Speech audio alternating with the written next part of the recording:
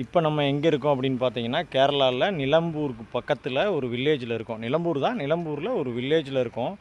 அது பாருங்களேன், நல்ல ஒரு ஃபாரஸ்ட் ஏரியாவுக்குள்ளே தான் நம்ம இப்போ இருக்கோம்.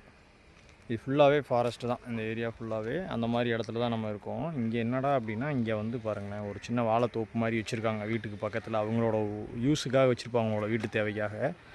அதில் என்னென்னா, அதில் இந்த இடத்துல அந்த வாழை தார் நான் பார்த்தேன். இங்கே பாருங்கள், மேலேருந்து கீழே வரைக்கும் அந்த தார், அந்த வாழைப்பழத்தோட சைஸ் வந்து ஒரே மாதிரி இருக்குது. நான் இந்த மாதிரி வாழைப்பழம் இங்கே தான் பார்க்குறேன். இது கேரளாவில் இருக்கிற நண்பர்கள் யாருக்காலும் இது என்ன வாழை மரம் அப்படின்னு தெரிஞ்சால் சொல்லுங்கள். நான் பார்த்ததில்லை. நம்ம ஊர்லலாம் மேலே வந்து பழம் பெருசாகவும் கீழே வர வர வந்து பார்த்திங்கன்னா பழம் சின்னதாகவும் இருக்கும். ஆனால் இங்கே எப்படி இருக்குது அப்படின்னு பார்த்தீங்கன்னா, இங்கேனா இந்த ரகம் வாழைத்தாரில் தான் நான் பார்க்குறேன். மேலேருந்து கீழே வரைக்கும் ஒரே மாதிரி இருக்குது. இது என்ன வாழை மரம்னு தெரிஞ்சால் சொல்லுங்கள்.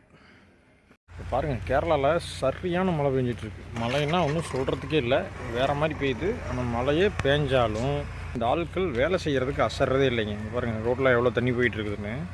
ஆனால் இவங்க யாருமே வந்து வரவே இல்லை. சரி, மழை பெய்யுது, கொஞ்ச நேரம் ரெஸ்ட் எடுத்துகிட்டு வேலை பார்க்கலாம் அப்படிலாம் இல்லை. அவங்க பாட்டுக்கு பார்க்குற வேலையை பார்த்துக்கிட்டே இருக்கிறாங்க.